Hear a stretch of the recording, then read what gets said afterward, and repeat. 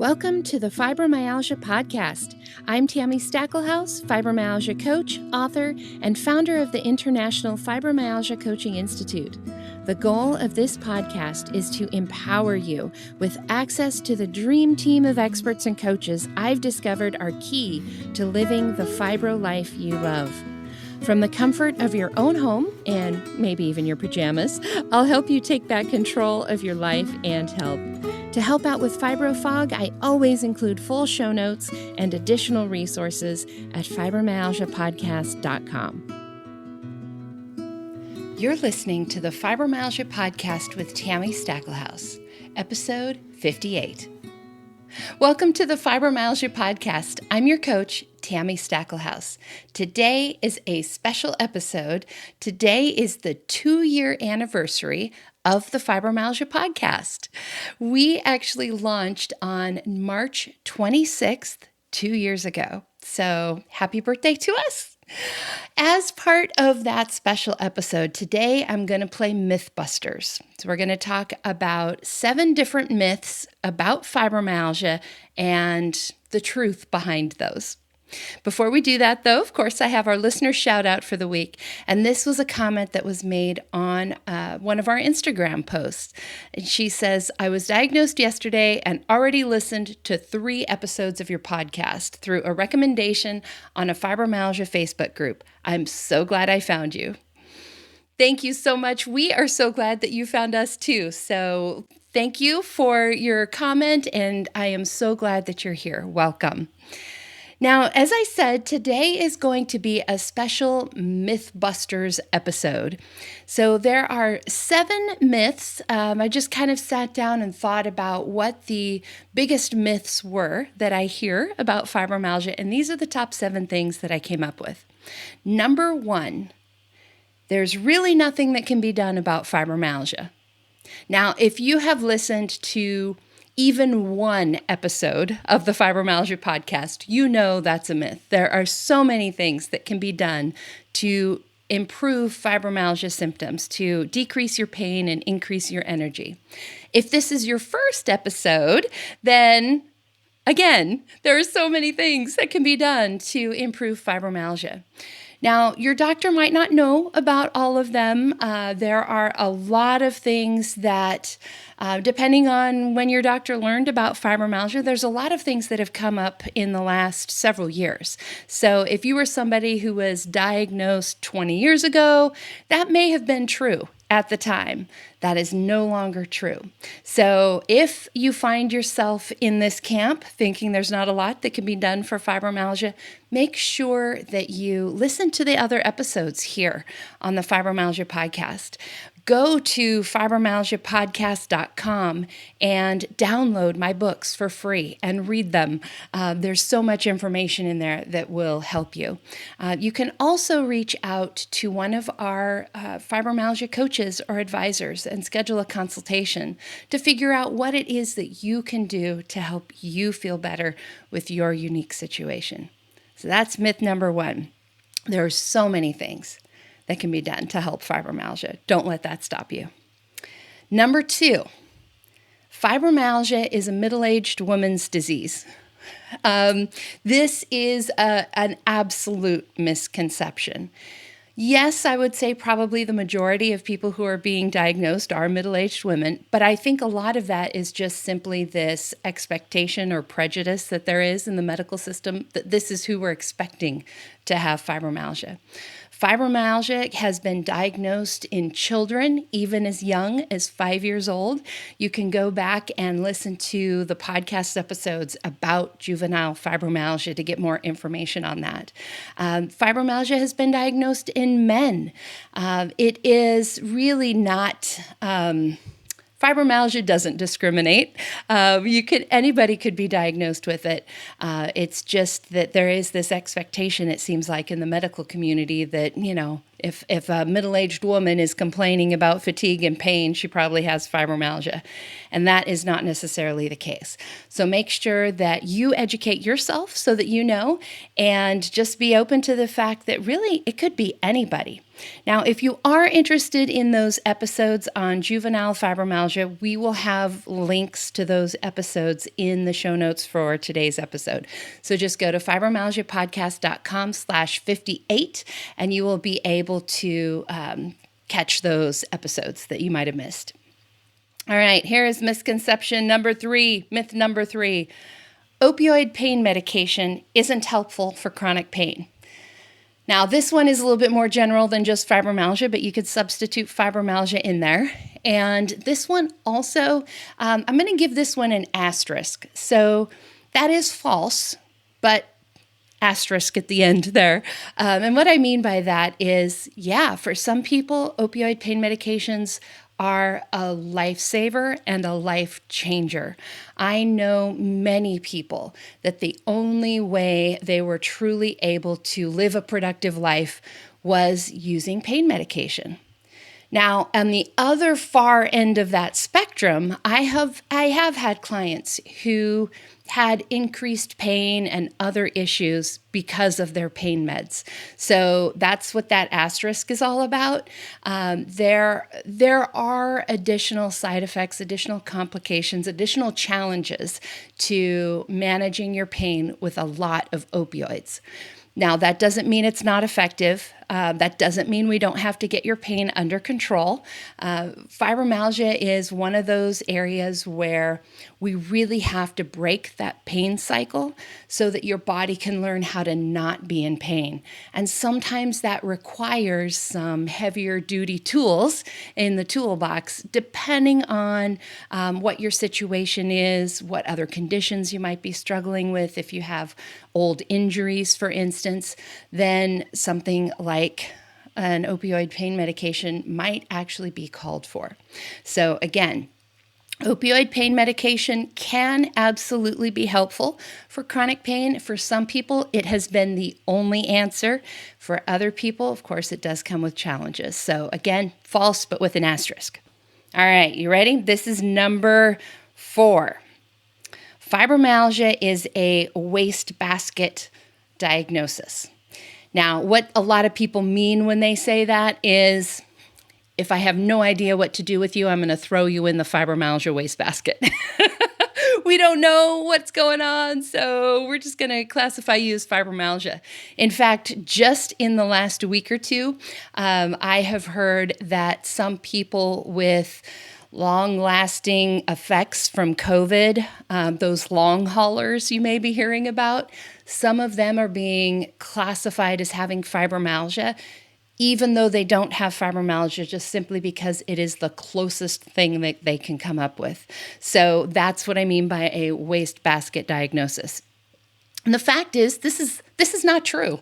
Some doctors may treat it that way. Some providers may treat it that way. But fibromyalgia has its own diagnostic criteria. There are certain ways that you can be diagnosed with fibromyalgia, aside from anything else that you might have. Of course, part of that diagnostic criteria is making sure that it's not just because your thyroid is low or not just because of some other condition. So we, of course, want to do our work to make sure that it isn't something else. But if everything has been ruled out, then fibromyalgia is actually a real diagnosis all on its own. All right, here's number 5. All I need to do is find the right doctor or medication and I'll be better. Now, you may have heard on a previous episode when I talked about what it really takes to get better, I talk about the fact that there's so much more to fibromyalgia than this. Just one medication, just one fix isn't going to be enough. It's a lot more complicated than that. In fact, there was an Italian study done that stated, I'm actually going to read a sentence from the summary of this study. They said, pharmacological treatment has been gradually enriched by a variety of compounds. However, No single drug is capable of fully managing the constellation of fibromyalgia symptoms. So what they found in this study is that, yes, there have been new medications that have come out that have definitely been helping the fibromyalgia community. However, no one medication is the answer. Just one medication isn't going to fix all the things that need to be fixed with fibromyalgia. One little pill isn't going to fix your fatigue and your sleep and your brain fog and your pain and everything else that's going on. You're going to need to use what we call a multidisciplinary approach. You're going to have to use what I call the shotgun effect, which means if you know anything about shotguns, it's one casing with a bunch of buckshot in it, a bunch of little pellets in it. And that's what we need to do to treat fibromyalgia, is find all the little things that add up to being a big thing. You won't just find one magic bullet. So that is myth number 5, which is I just need to find the right doctor or medication. One thing isn't going to do it. You're going to need multiple things. All right, here's myth number 6. Fibromyalgia is progressive. This is false. Now, let me explain what that means. A progressive condition is one that progressively, inch by inch, no matter what you do, gets worse and worse. This would be something like Alzheimer's. You might have treatments that slow it down a little bit, but you're never going to have somebody. Of course, there are always those magical cases. I am not against miracles, but in general, you're not going to have somebody who just spontaneously, reverts back to the way they were before they were diagnosed with Alzheimer's. Alzheimer's is a progressive condition that gets progressively worse and worse and worse. Often progressive illnesses lead to death. Things like Lou Gehrig's disease. Some forms of MS can be progressive in that way. Fibromyalgia is not that kind of illness. There are so many things that can be done to help improve fibromyalgia. You can even have people where their fibromyalgia goes into remission, like me, right? So fibromyalgia does not, it's not like a slow-moving train that just keeps going and going and going and getting worse and worse and worse, and there's nothing you can do to stop it. That's not fibromyalgia. We absolutely can back that train up and get it completely off the track. We can reverse that. Now, I do want to point out, however, that like any other condition, fibromyalgia will get worse if you don't take care of it. Right? If you are diagnosed with something like high cholesterol or high blood pressure, if you don't do what you need to do to take care of that, then it is going to progress. It is going to get worse. That doesn't mean it's a progressive disease. It just means that being untreated, things are going to continue to go down that road, right? So with fibromyalgia, like any other condition, it is really, really important that you do what you need to do to get better. You are not spontaneously going to get better without you doing something, right? You are going to have to do what it takes. In addition to that, age, right? As we get older, like joints get creakier, you get little injuries that develop over time, and fibromyalgia is the great amplifier. It amplifies all those little things. So as you get older and you have a little more, things here and there that bother you, fibromyalgia is going to make those worse. So in that sense, a lot of times people feel like maybe fibromyalgia is progressing, but really it's just age is compounding things. So fibromyalgia is progressive. That is false. It is not a progressive illness, but if you don't do what you need to do to take care of yourself, if you don't get proper treatment, if you don't do all those things you need to do, yes, it will progress. And then the last one I have for you today is sort of a two-sided coin. I hear a lot of people that say, but I'm not all that bad. I'm still able to go to work. I just have some pain. I'm dealing with it. I don't really need to do anything because I'm not all that bad. At the other end of the spectrum, same side, same coin, but just the other side, I hear people say, oh, I'm just too sick. There's nothing I can do. So on one side, we have people who say, I don't need to do anything because I'm doing pretty well. And then on the other end, we have people who feel like there's no reason for them to do anything because they're so sick. Both of these are false. There are so many things that you can do. Like I said before, you're not going to spontaneously get better if you don't do something, right? You have to do something about this. So if you're in that camp of, I'm not really all that bad, if you don't take care of yourself, if you don't treat your fibromyalgia, then it might get worse, right? So why not take care of it? Well, it's easy to take care of than letting it progress, get worse, affect more parts of your life, and be harder to deal with later. So the time to take care of things is now. If you're on the other end and you're thinking, oh, but I'm too sick, there's like, what can I do? It's hopeless. That's not true either. There is always something that can be done. And often we're trying to jump too far ahead. We say, oh, I'm so sick. There's just like, I can't do all the things, right? I can't cook from scratch and grow my own organic vegetables and all the things. Of course you can't, but you can do something. You can take little steps that get you a little bit better, and then a little bit better, and then a little bit better yet. And eventually, someday, you find yourself a lot better. So if you find yourself thinking, why try? I'm already so sick. Just know that little bit by little bit, you can get better. That is how I got here. When I was at my absolute worst, when I was in the middle of filing for disability, when I was so sick that I only left the house once a week, my thought was, if I just make good decisions today, tomorrow will be a little bit better. And then here I am, 10 plus years down the road, my fibromyalgia is in remission. So don't give up on yourself, either by thinking that you're already doing pretty good and you don't need to do anything about it, or by thinking that you're so bad off that there is no point, right? So both of those are false, and definitely make that investment in yourself, in your health, in your future, in feeling better so you can live your life. So let me recap those myths for you. Number one, there's really nothing that can be done about fibromyalgia.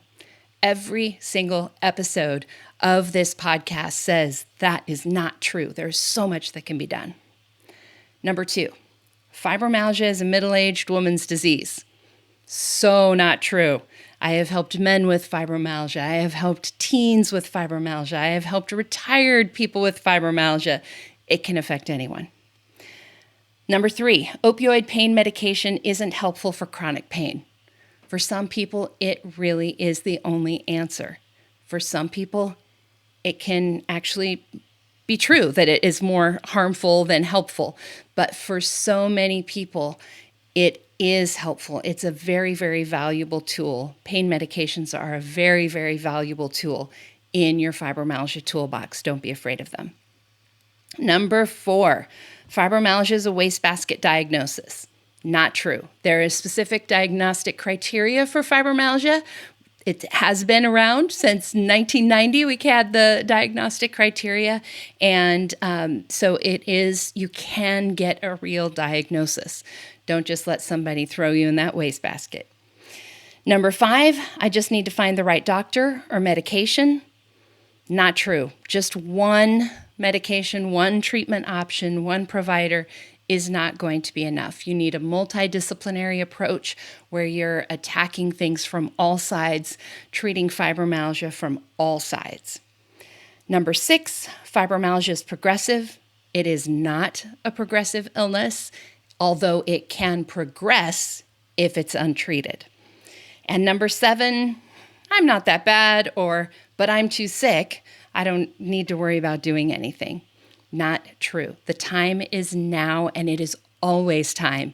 Even for me, even in remission, I am always still looking for how I can get just a little bit better. I believe I'll be doing that until the day I die. Just a little bit better, just a little bit better. All right, everybody. Thanks so much for being here for our anniversary episode, our 2-year anniversary. I'm so excited to have been around now for 2 years for you. This is our 58th episode. I have loved doing this podcast every other week for you guys, really consistently. And I feel it is so important to be here to continue to give you good, valuable information and to keep educating you on ways that you can feel better and that you can take back control of your life and your health. All right, we'll see you back here in 2 weeks for episode 59, and then episode 60 will be our next Ask the Coach episode. So if you have any specific questions you would like me to answer for you, any coaching you would like me to do specifically for you, shoot us an email. Just go to fibromyalgiapodcast.com. You'll see Ask the Coach in the menu, and you'll be able to send us your question. And who knows, maybe it'll be your question that I answer in 2 episodes. See you next time.